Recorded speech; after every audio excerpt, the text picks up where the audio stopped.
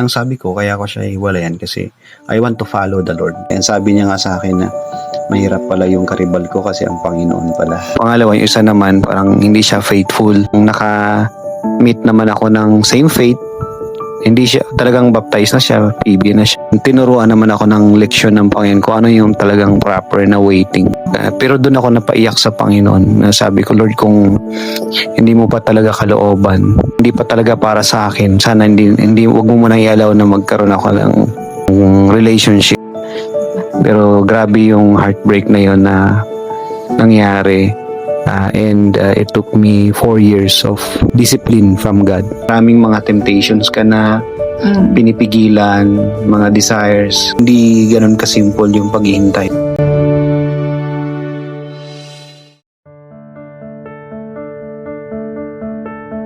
Welcome to Her Hymns and Home. I'm Angel Postrero, a wife, a mother of 2, and a full-time homemaker. This podcast is a journey of faith, worship, and growing with God every day.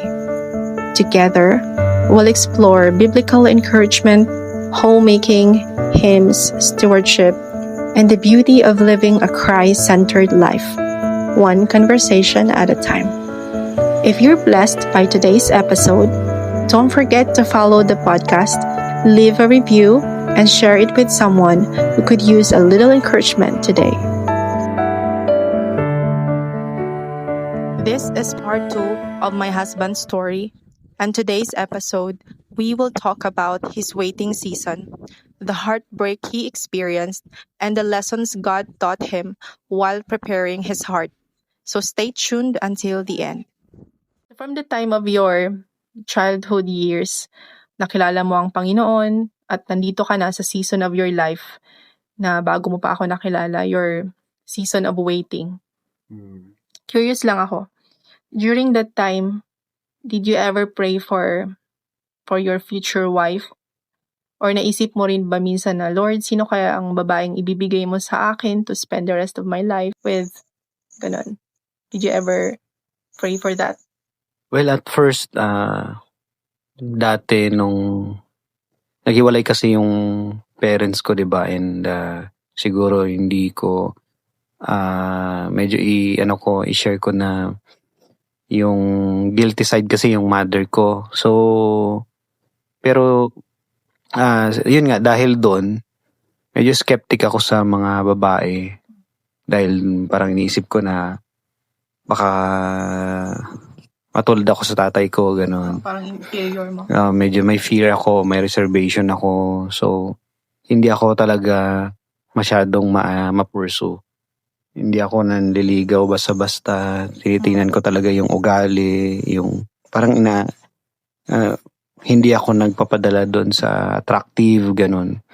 Sa akin, kahit na siguro basta parang secondary lang sa akin yung hitsura. Ang mahalaga sa akin yung yung ugali.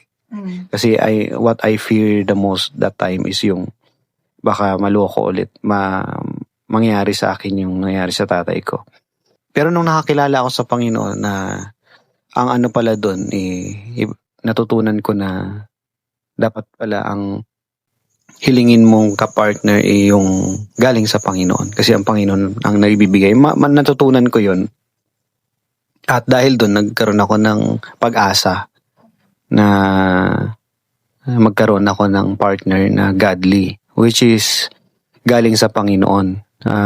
Yun, doon ako nag-start na in-educate ako ng Panginoon sa kanyang Word of God. Then I hold the Word of God as the Lord's promises. So, yun.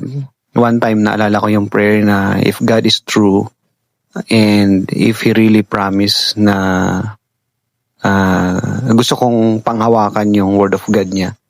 Kaya, di ba sabi doon, marry in the Lord. So, dinesire ko talaga na sana mangyari sa akin yung marrying in the Lord. One time, pagod kami sa visitation with pastor. Parang nagpahinga ako sa isang bench. Natulog ako.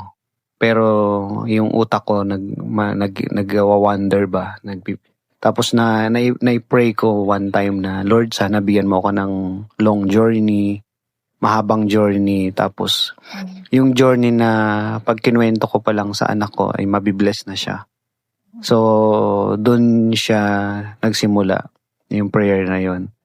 At saka yung desire na, yun, magkaroon ako ng isang kwento na mabibless yung mga anak ko. Kumbaga, in short,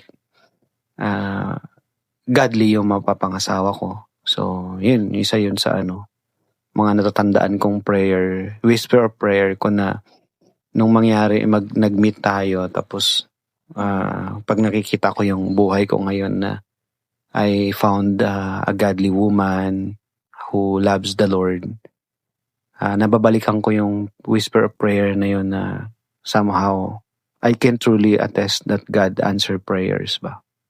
Even in finding someone or partner in the Lord. Ganun siya. Yung sa season of waiting, di ba? Mahabang panahon pa yun eh. So ano yung mga experiences na yun? Yung mga highlight lang na highlight sa'yo? Well, nagkaroon din ako ng ilang relationships. At ang iba doon kasi hindi nga kasi ako masyadong nagpupurso. Kumbaga parang, ang iba doon, may mga parang sure ka na ba na hindi ka mabibigo. So, ganun. Parang, I just took advantage. Pero mabiyaya ang Panginoon sa akin na iniiwas niya ako sa mga temptations.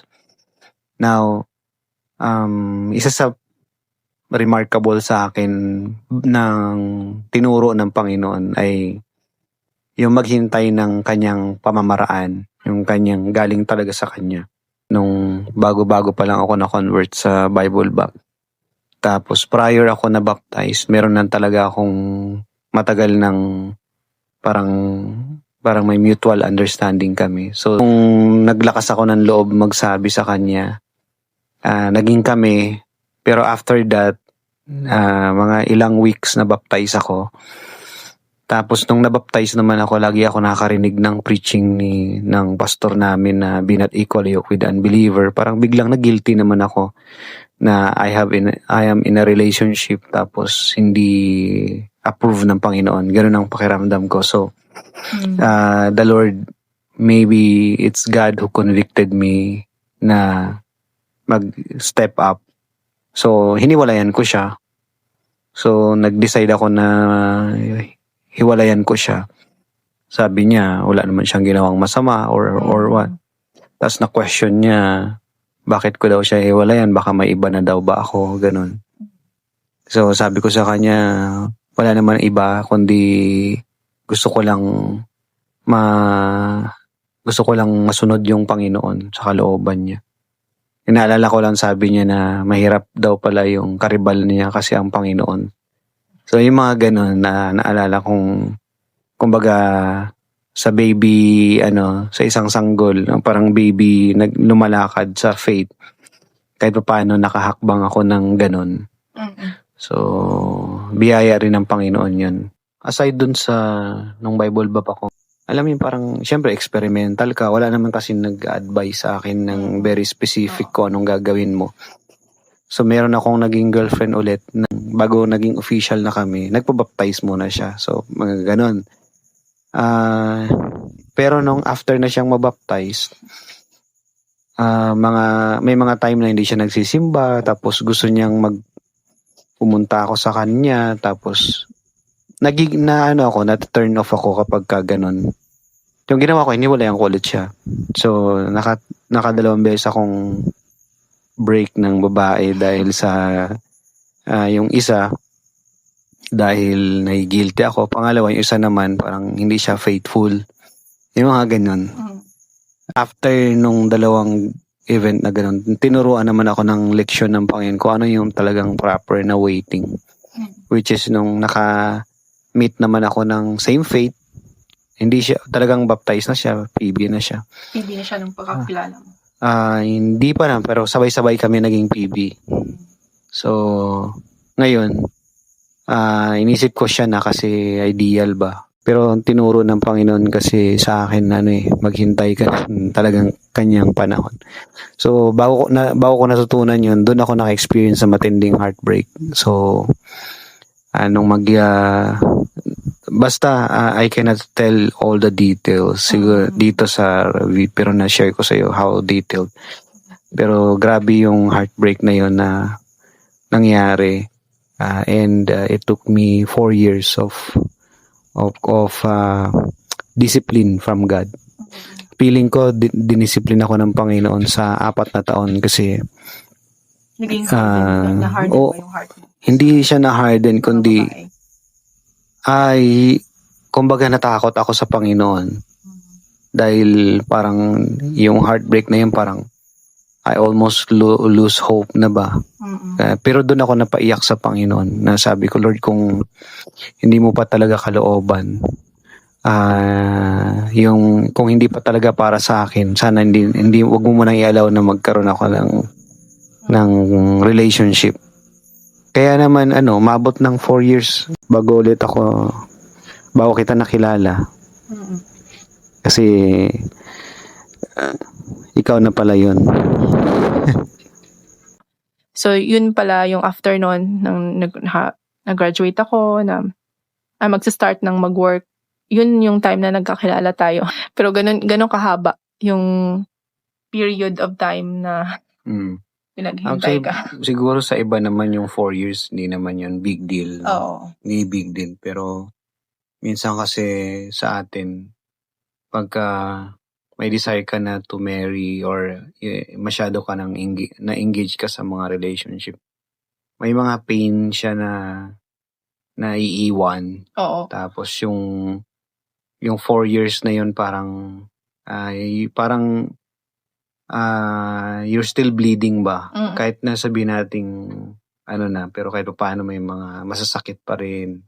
Tapos parang gusto mo pa rin sanang i-workout pero kailangan mong pigilan yung sarili mo. Ganun.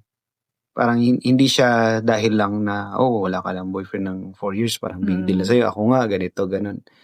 So, iba-iba siya pero kasi yung 4 years na yun, parang mayroong kang pinagtitiisan na hindi mo alam kung bakit ba nangyari yon, na you are doing your best to be faithful naman sa relationship or sa pero kinastigo ka ng Panginoon na talagang maghintay ka ng rightful. Tinuruan ka ng Panginoon na maghintay ka sa kalooban ko. So parang it's an encouragement to mga young men or mga lalaki na still in waiting sa right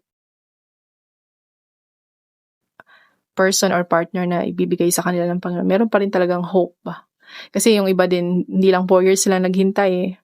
May iba, more than that. So parang feeling na hopeless na parang may ibibigay pa ba ang Panginoon? Meron pa bang darating?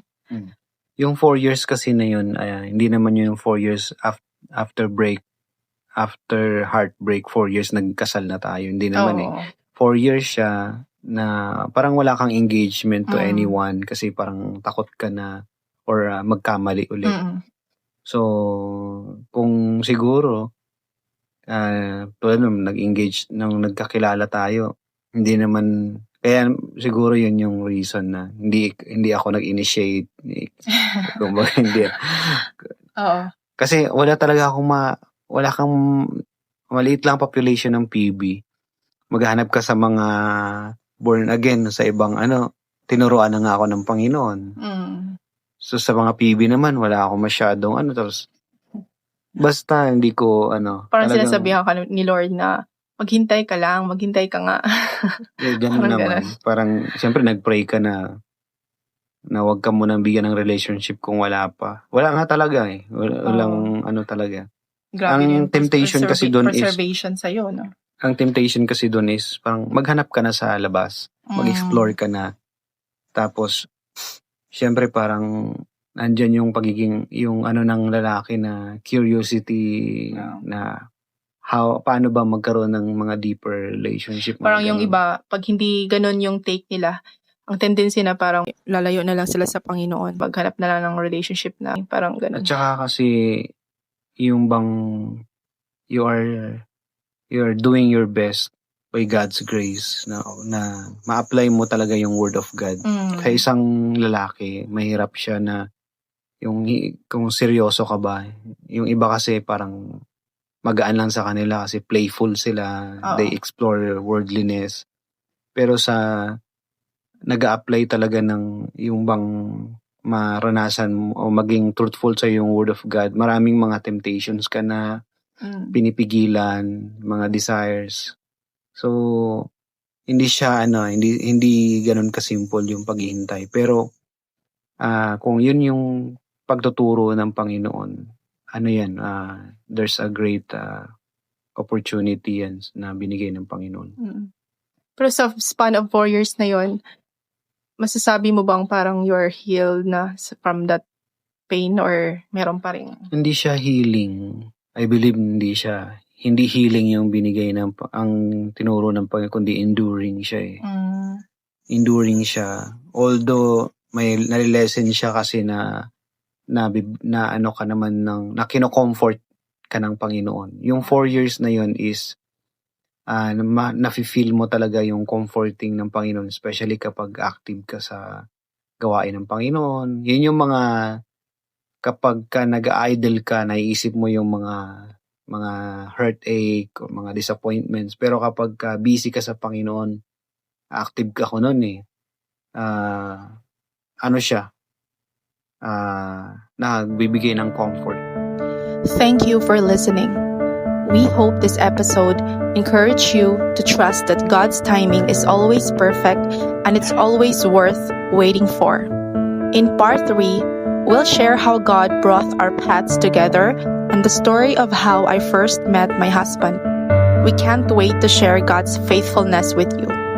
Until next time, may you continue to rest in God's perfect plan, and may your heart be filled with His truth, your home with His peace, and your life with His praise. Once again, this is your host, Angel, reminding you to walk in the Lord, one hymn, one home, one step of faith at a time. God bless.